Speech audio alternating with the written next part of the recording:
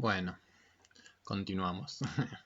Aprovechando ahí el cortecito, busqué ese videíto que les mencionaba, al cual me hacía acordar cuando leía esto de que cuando uno es niño no nace odiando, sino que eso es un aprendizaje como la socialización, y así como uno puede aprender a odiar, también puede aprender a amar, y que de hecho incluso es el amor algo que surge con mayor naturalidad en el corazón del hombre que el odio. Entonces les voy a mostrar un videito. Espero que YouTube después no me lo cercene, que a veces después me lo corta por las cuestiones de los derechos de autor, pero se los comparto para que lo vean, es muy bonito. Se llama El experimento comparte. A ver, voy a disminuirlo ahí un poquitito. Y es este, miren. No, tú al otro lado, tú aquí. A ver, que te ayudo. Aquí, vamos a hacer unas fotos. Lo que pasa es que el fotógrafo se ha retrasado. Yo me voy a ir a buscar al fotógrafo y luego os hacemos las fotos. Mientras tanto vosotros podéis ir merendando, ¿vale? Yo me voy y vengo en 5 minutos. 5. Vale. Vale. A ver, cuando yo me vaya, ¿eh? Contad hasta 3. 1, 2, 3.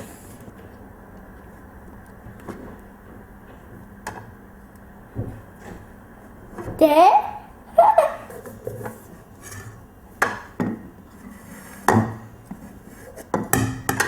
Nada, no. Bueno, esa es una organización de España, Acción contra el Hambre, que a mí me parece precioso, la verdad, que ese, ese videíto, digo, porque un poco como que muestra esa idea que está como en el pensamiento de Mandela de fondo, digamos, es decir, es más natural en el ser humano una tendencia más amorosa que una tendencia más odiosa. Y digo, en ese experimento pasa ese como componente del orden más cooperativo entre la condición humana. Creo que se las hicieron más fáciles a los que ya les dieron el sanguchito cortado, porque ahí es como que ya no había margen para, para ninguna disputa, porque se repartían rápidamente. En cambio, en cuanto ya tenían que empezar a cortarlo, ya les costaba más, por ahí quedaba uno más grande, uno más chico, y es como hasta más evidente que en los más pequeñines está el otro componente como más prototípicamente apropiarme tal vez, que también es bastante natural cuando uno es niñito, es decir, todavía apropiarme, hoy me quedo con el más grande, como el, el deseo aparece como con más naturalidad. La socialización cumple un rol fundamental en cómo lograr domeñar esos impulsos y ordenar los impulsos que por ahí pueden ser los considerados más egoístas y los altruistas. Pero el componente altruista es muy fuerte en la condición humana, digamos. Es parte también de emociones muy naturales que ojalá en una buena socialización encuentren sus vías para que se integren a la vida, como quien dice. Yo me acuerdo de mi viejo, nosotros como éramos 5 hermanos, me acuerdo también de maestras alumnas en el CEPRAN que por su rol docente siempre decían, los que tienen hermanos aprenden a dividir más fácil. Nosotros éramos 5 hermanos, así que todo había que dividirlo. Entonces, en dirección a esto, la justicia me acuerdo que decía, bueno, el que cuando hay que repartir algo, uno parte y el que corta es el último después en elegir. Entonces es fantástico porque es como que uno además se va a esforzar por ser justo en lo que va a realizar. Porque si vos tenés que cortar, qué sé yo, un sándwich en dos, pero el otro va a ser el que elige primero, uno hasta va a hacer un esfuerzo de justicia en dirección también al bien común.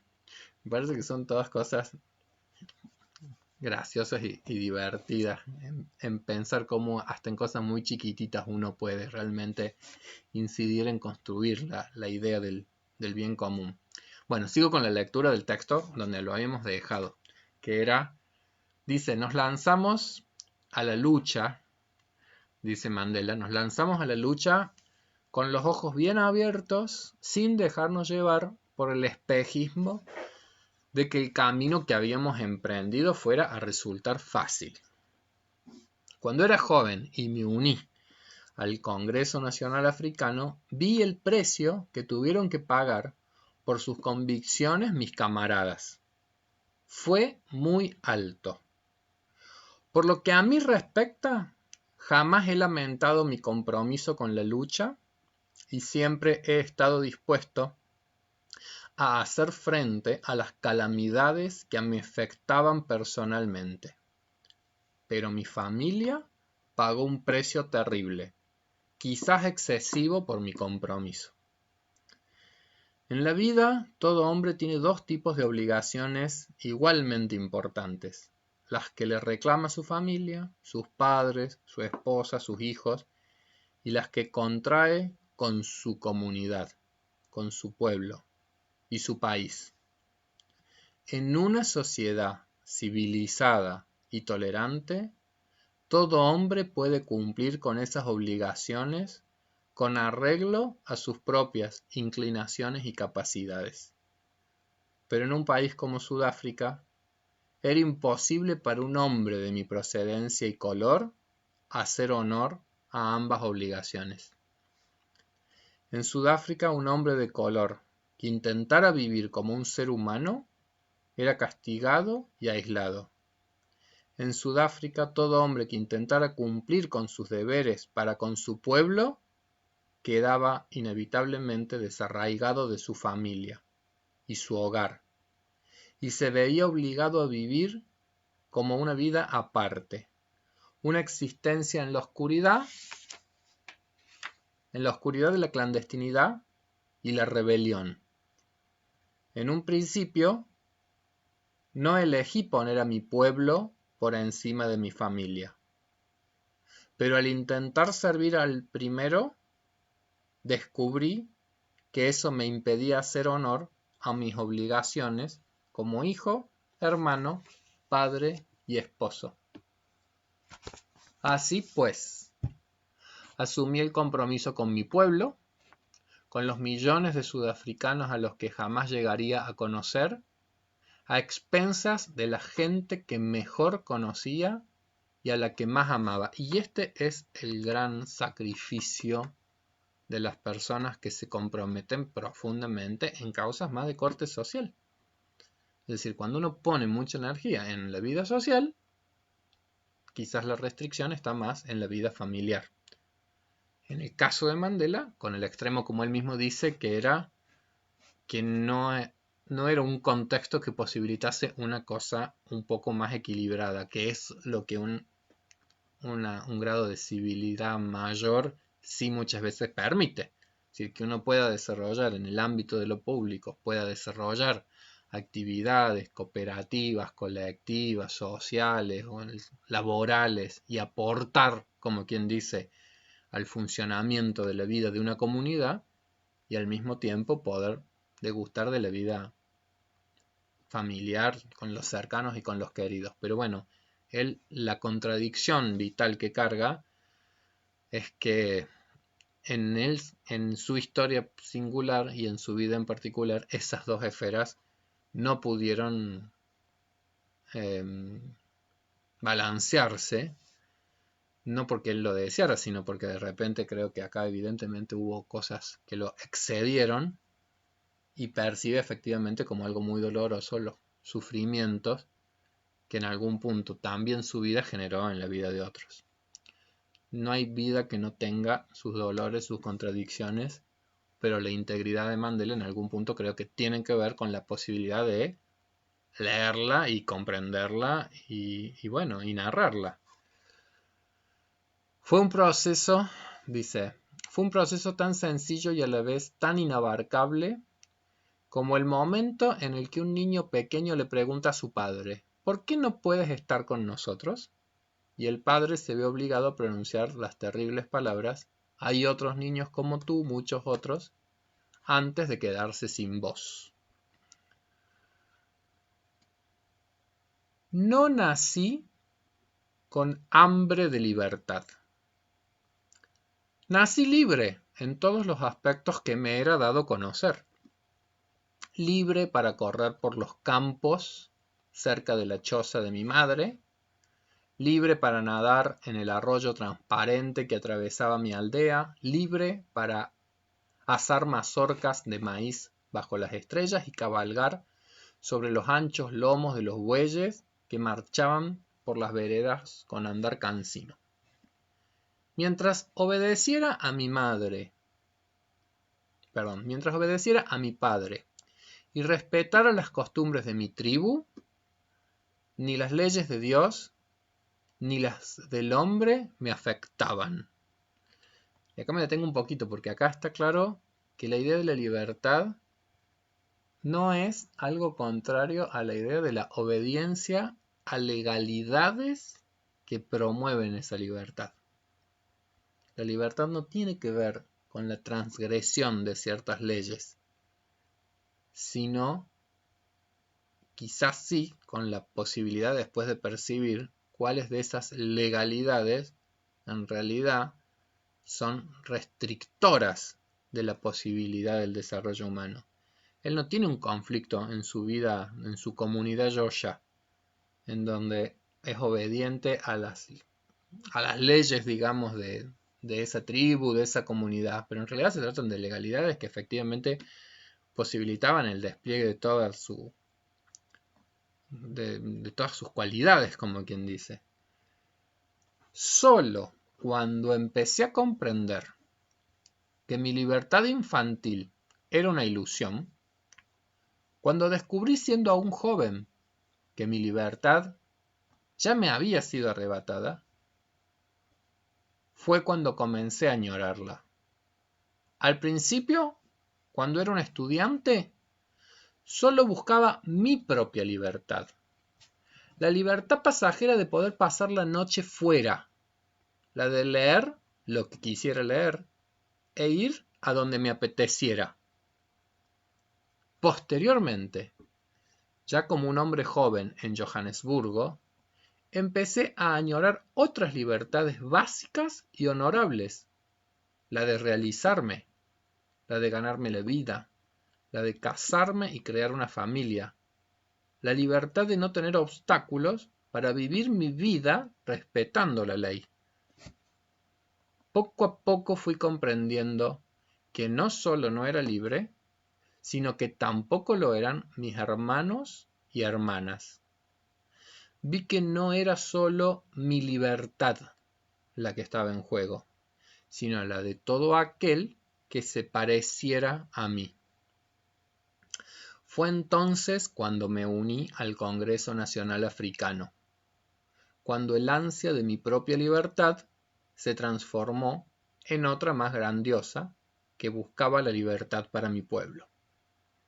Fue el deseo de lograr la libertad para que mi pueblo pudiera vivir con dignidad y respeto hacia sí mismo lo que movió mi vida, lo que transformó a un hombre joven y asustado en un hombre audaz.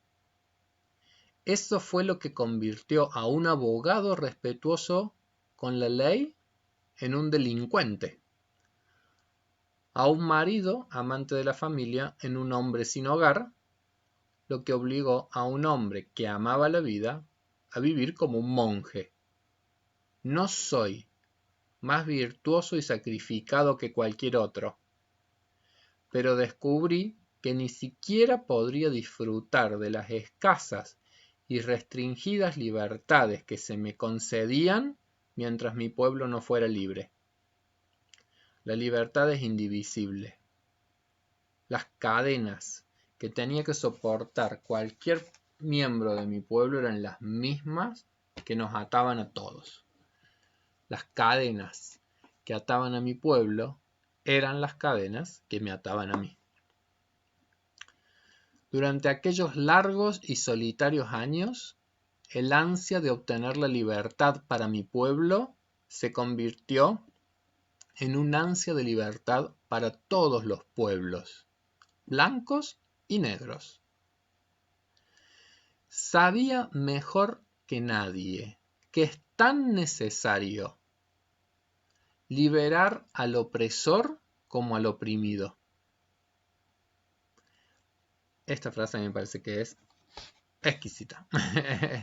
Y esto habla de la claridad también de este personaje. Es decir, él no está pensando la lucha como una lucha en donde ahora se trata de la imposición de mi poder sobre el otro.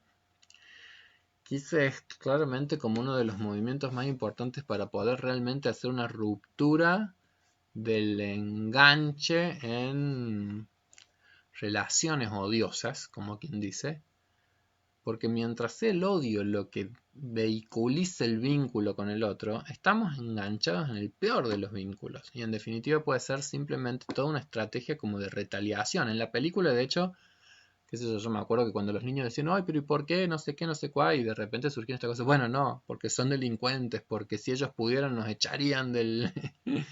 nos echarían al mar. Y entonces, cuando uno empieza a pensar todo con una lógica de retaliación, como quien dice, no puede escapar a la ruptura de lo que es un enlace en donde sería simplemente como el enlace de amo y esclavo, como quien dice. Entonces, si el esclavo en algún punto en lo único que está añorando es en ponerse en posición de amo y que el amo se transforme en esclavo, no lograríamos nunca romper esa dialéctica que es la que se necesita romper en las relaciones entre las personas, en los vínculos, que es una dialéctica amo-esclavo para poder llegar a una dialéctica de la confraternidad, como quien dice.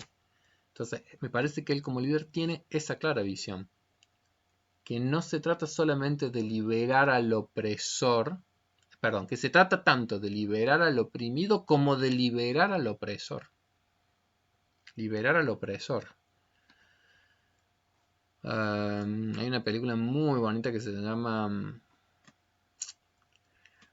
Así en el cielo como en la tierra, de un director de coros que vuelve a su pueblo. Y que en esa película hay, entre montones de temas, una mujer que está en situaciones de violencia y abuso y malos tratos del marido, y un marido que la, que la golpea, que la casca, situaciones muy, muy dolorosas, y de los cuales muestra lo que es eso, es decir, situaciones en donde se ve esto de relaciones entre oprimidos y opresores, que el gran movimiento psíquico implica que la persona oprimida pueda romper los lazos de oprimido y opresor, pero en algún punto romperlos en el sentido de que efectivamente pueda desengancharse de esa lógica de opresión, pero no a partir de una cosa retaliativa, sino efectivamente poder romper absolutamente, entendiendo que acá hay algo que es tremendamente nefasto para ambos, que es tremendamente lesivo para los partener de esta relación. Bueno, muy intensa, porque todos esos movimientos realmente hablan de una posibilidad de reconfiguración que no son para nada sencillos de transitar. Pero si uno por lo menos tuviese esa claridad de que acá lo que hace falta es la liberación de los miembros de una relación que por los motivos históricos que sea se ha establecido de una manera tan insalubre. La liberación es necesaria para ambos. Aquel que arrebata la libertad a otro es prisionero del odio y está encerrado tras barrotes de prejuicios y estrechez de miras.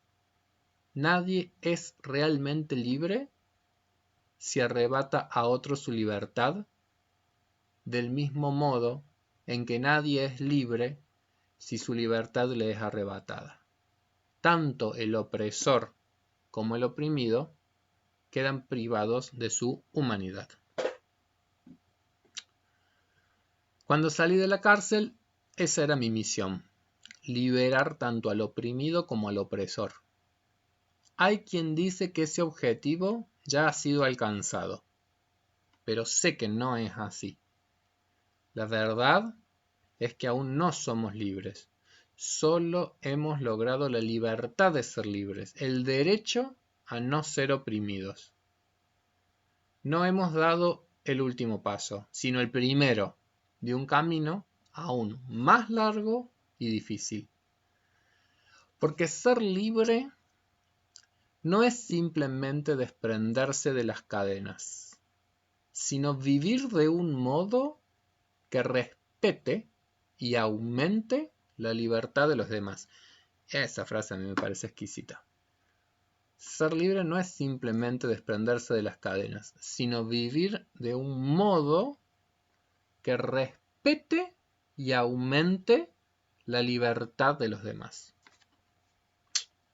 Nelson, para mi gusto, alguien que vale la pena ser escuchado.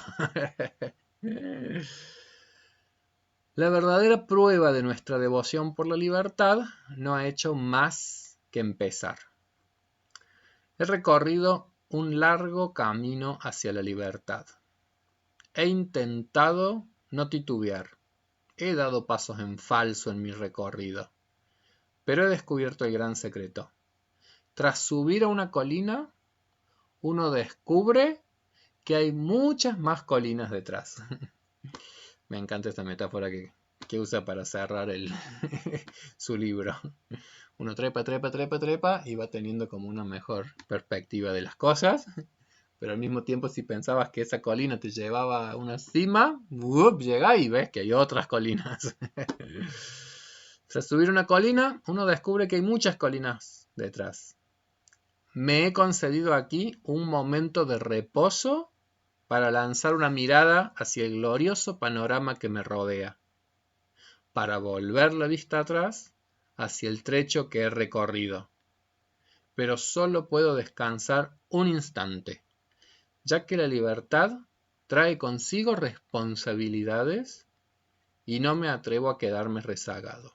Mi largo camino aún no ha terminado. Y ahí termina así su libro Don Nelson Mandela, que me parece lo más interesante. Y además nos sirve mucho para como para ese movimiento que ahora avanza en nuestro curso, que es la cuestión de preguntarnos por el amor y de trabajar en dirección a ese concepto, y que para mí se enlaza en mucho en estas últimas frases en donde Mandela hablaba de que nadie nació para odiando a otro y nadie nació en dirección a establecer vínculos odiosos para con situaciones de opresión hacia los demás. No nacimos con esas cosas aprendidas. Parece que son aprendizajes, es decir, parece que la cultura también nos enseña con sus modos, tal vez a reproducir modos históricamente constituidos que si uno no tiene la fuerza, la valentía, el coraje y algunos aspectos que sean del orden de la generosidad para aspirar a la recreación de una cultura más justa, igualitaria, que posibilitar la realización de todos los miembros de una comunidad, sentimiento de ser parte de una misma comunidad, bueno, está la posibilidad del aprendizaje de esos odios. Pero también él dice las posibilidades, si es posible odiar o aprender a odiar, también es posible aprender a amar. Y eso va a ser un poco el pie que nos ayude a pasar al próximo texto con el que vamos a trabajar, que es el texto de don Erich Fromm, texto que se llama El arte de amar. Yo voy a aprovechar que tengo acá mi video abierto, mi internet abierto.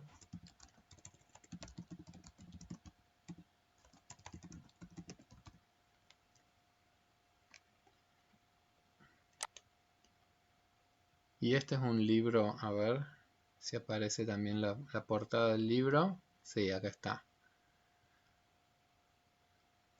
Y entonces este va a ser el texto clásico con el que vamos a empezar a trabajar ahora. Erich Fromm fue un psicoanalista, posterior a Sigmund Freud. Suena parecido, Fromm, Freud. Es un psicoanalista, pero es posterior a Sigmund Freud, y es un psicoanalista de los que se llamó de las corrientes culturalistas, de las corrientes culturalistas. Y en algún punto tiene sus, digamos, sus relecturas de algunos aspectos de la teoría freudiana, de los cuales él toma cierto distanciamiento, básicamente porque al ser un psicoanalista de la corriente del culturalismo que se llama, él empieza justamente a poner más en el foco de cómo los procesos culturales, los procesos sociales son los que colaboran enormemente a moldear, a modelar, a configurar los modos en los cuales nosotros nos vamos a instituir, como quien dice, en sujetos. O sea, sujetos, pero sujetos sujetados a un orden cultural que en muchos aspectos nos trasciende. Entonces él, al poner el foco en el culturalismo, también es como que en algún punto empezó a percibir cómo efectivamente las culturas son construcciones colectivas que en algún punto tratan de hacer con sus cualidades, con sus restricciones, con sus potencias y con sus carencias, porque no hay culturas perfectas, digamos, pero se van como convirtiendo en el entramado que va posibilitando la emergencia de cada uno de nosotros en ese orden cultural que nos trasciende. Que nos trasciende tanto en el sentido de que nos preexiste, también nos va a trascender a posteriori, porque el mundo va a seguir rodando cuando nosotros no estemos, pero que también, digamos, en ese sentido, nos ha configurado. Es un culturalista que, a diferencia de Freud, que pone, como quien dice, el foco en procesos o en aspectos impulsivos de la condición humana que uno podría decir son casi como más primarios. Entonces, qué sé yo, Freud trabajó mucho pensando en las dimensiones como por ejemplo de la pulsión erótica, de la pulsión de la sexualidad humana, de los componentes de la sexualidad que tan entran en juego en todos los componentes vinculares de los seres humanos, y que son teorías muy interesantes para entender configuración del aparato en términos intrapsíquicos, etc. Es como que Fromm, a diferencia de Freud, más que en irse a esas tendencias tan básicas y tan primordiales de la condición humana, él pone más bien el foco en otras tendencias que ya hablan de ciertos procesos de mayor integralidad e integración en la vida psíquica. Yo creo que es muy interesante la movida que hace Fromm porque en algún punto, en vez de hablar de pulsiones, hablar del amor, habla de un esfuerzo que él hace también para comprender aspectos más logrados y aspectos más integrales que son los que vamos a encontrar como logros en el común de las personas.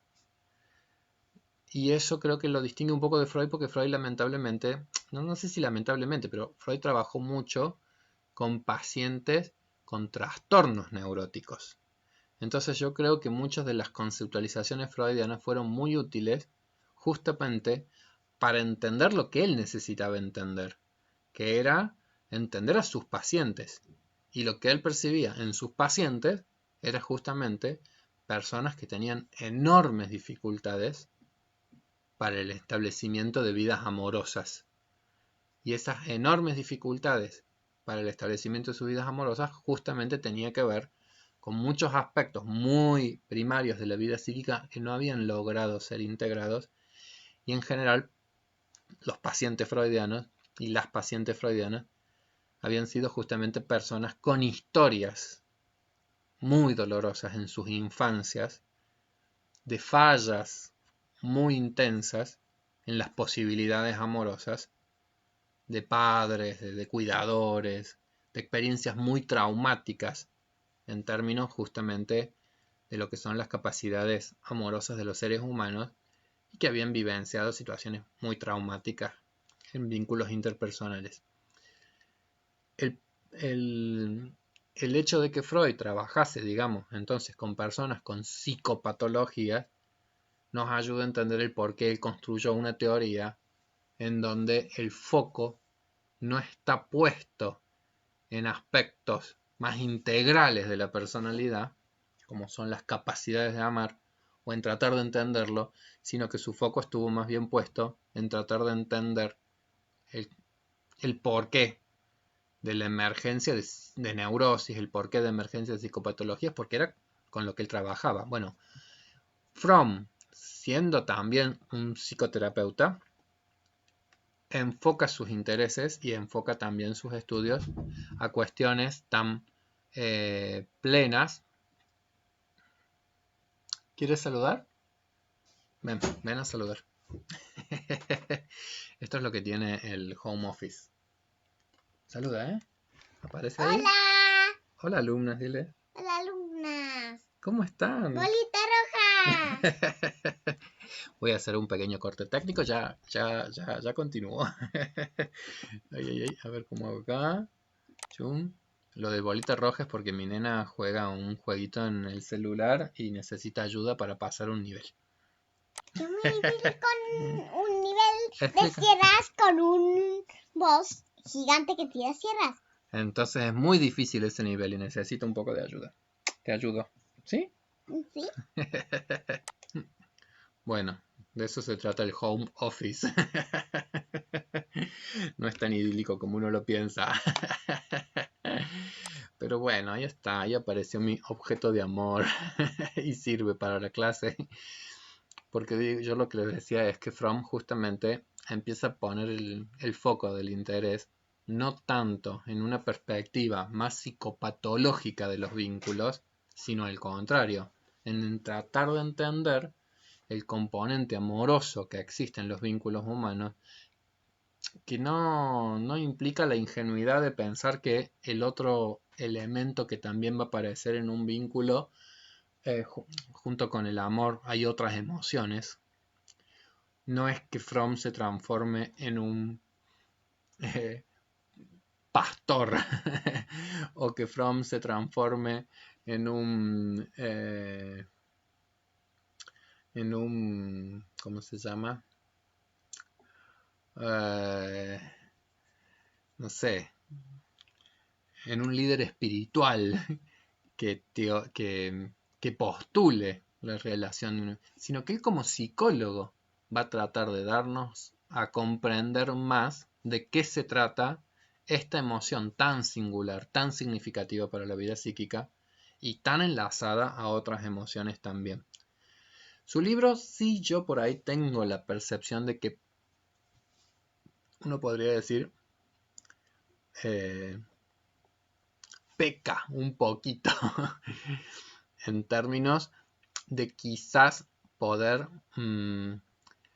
pensar este sentimiento, los sentimientos amorosos, de la mano con otros sentimientos un poco más complejos que también están presentes en todos los vínculos humanos. Y eso, en algún punto, digo, creo que Freud lo tenía más clara que Fromm. O sea, yo tomando a los distintos autores en sus aportes, digamos. La virtud de Erich Fromm, sí, de concentrarse en algo tan ligado a la salud psíquica, que tiene que ver justamente con nuestras capacidades amorosas, y en poder incluso hacer una lectura muy interesante de los distintos componentes que entran en juego en el amor, de tener una mirada muy optimista también en términos de que él, cuando piensa en el arte de amar, está pensando en que la capacidad de amar es algo que uno puede cultivar como cualquier otro arte, así como si uno le gustara pintar, estudiando y practicando y observando, podría llegar a ser un buen pintor o un músico o un... Bueno, entonces, como se trata de un arte, es algo en lo cual uno podría progresar en ese arte, si en alguna medida uno se lo plantea como meta vital, desarrollar capacidades amorosas. Entonces él en algún punto creo que lo interesante es que nos posibilita con esa mirada la posibilidad de pensar ese componente de que es factible cultivarlo como arte, la posibilidad de establecer los mejores vínculos con los otros. Por otro lado, en este libro vamos a ver que trabaja las confusiones habituales que existen con respecto al amor, algunas confusiones que existen, y a su vez va a ser capaz después de discriminar distintos tipos de vínculos amorosos. Es muy interesante en ese punto cuando él, por ejemplo, puede hacer una lectura de lo que diferencia los vínculos, por ejemplo, entre padres e hijos, el amor filial, del amor de pareja, del amor fraterno, incluso pensando después en términos del amor hacia sí mismo, los componentes narcisísticos. Y otros aspectos muy interesantes del libro que también vamos a trabajar es cuando él empieza a hacer una lectura de las distintas dimensiones que entran en juego en el amor. Cuidado, reconocimiento, respeto, responsabilidad. Y hace como una tareita de pensar finamente como los distintos componentes que entran en juego en los enlaces amorosos. Yo voy a poner acá un poquito mi pizarrón. Yo en realidad también hago como un juego a veces en esta temática. Hoy estoy haciendo así como una cosa muy muy introductoria, breve, pero la semana que viene nos vamos a meter más de lleno en esta temática, pero así como está el arte de amar, a mí lo que me tentaría como idea es pensar en armar un libro que se llame El arte de odiar. Y lo tomo un poco en broma y un poco en serio. Y en realidad no hace falta escribir un libro porque hay una película que está preciosa para entender por contraposición también algunos aspectos del amor.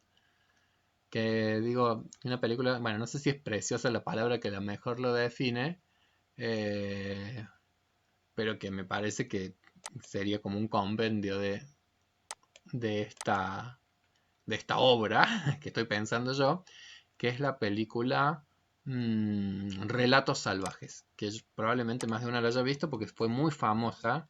Relatos Salvajes fue muy famosa, una película argentina que fue nominada incluso fue a un Oscar, pero no fue ganadora, de un director que se llama Gabriel Cifrón, y que son una serie de relatos. Uno de los más famosos es, por ejemplo, uno de Darín, que termina poniendo una bomba.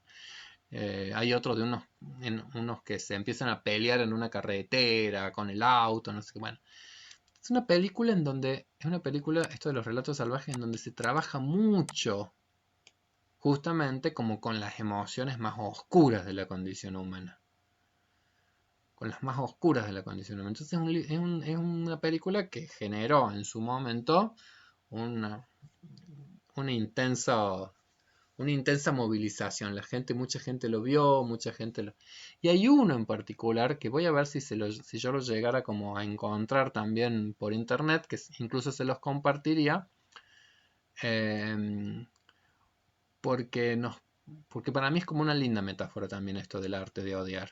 Es el primero de los cortos, de hecho es como arranca la película, y que tiene que ver con esto de un avión en donde de repente todas las personas se descubren que están arriba de ese avión, porque todos lo que compartían es que han sido como partes de los que le han hecho bullying, como quien dice, de distintos modos al personaje que está ahí pilotando el avión y que se va a terminar estrellando, y con él no solamente la muerte de él, sino la muerte de todas esas personas con las cuales, qué sé yo, una novia que lo traicionó con el mejor amigo, la maestra de la escuela que decía que era medio lentito y medio tontito y medio no sé qué cosa, y el terapeuta que no, qué sé yo, y el crítico de música. Bueno, es precioso, si lo pueden ver, digo, es precioso. No sé si la palabra precioso es la que mejor define, pero nos va a servir como para empezar a ver lo que caracteriza e ir como de arranque por lo más básico de lo que implica un vínculo, que todo vínculo implica un componente de ambigüedad.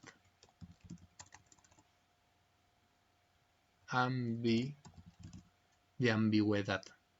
Todo vínculo implica, en términos emocionales, algo que es del orden de la ambivalencia. Y cuando digo ambivalencia me refiero justamente a esta idea de que en todas nuestras relaciones más significativas, no en las que no tienen ningún grado de significación, sí, qué sé yo con muchas personas uno de repente hace intercambios de distinta naturaleza, eso no quiere decir que necesariamente haya un vínculo amoroso. Hay muchos intercambios en la vida social que no implican de todas maneras una cuestión del orden de la vincularidad emocional.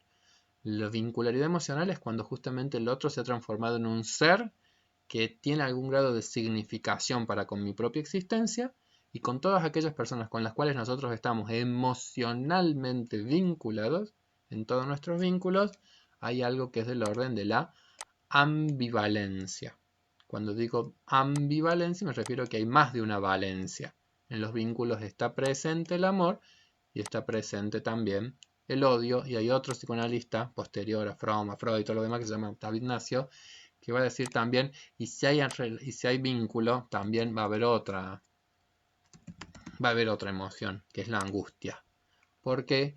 Porque nosotros en la relación con el otro, es decir, con el objeto con el cual tenemos un enlace libidinal, estas tres emociones van a estar presentes. Amor, pero también odios, porque el otro no solamente es objeto que me posibilita mi realización y mi existencia, sino también es el que limita mi propia existencia.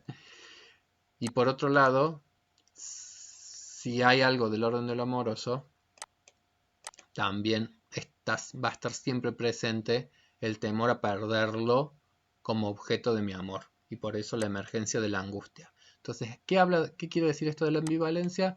La ambivalencia implica que no hay, en los vínculos no solamente va a estar presente el componente amoroso, sino que también está presente otras valencias emocionales. Por supuesto que cuando yo hablo de la ambivalencia no quiero significar que estos elementos van a estar en las mismas cuotas.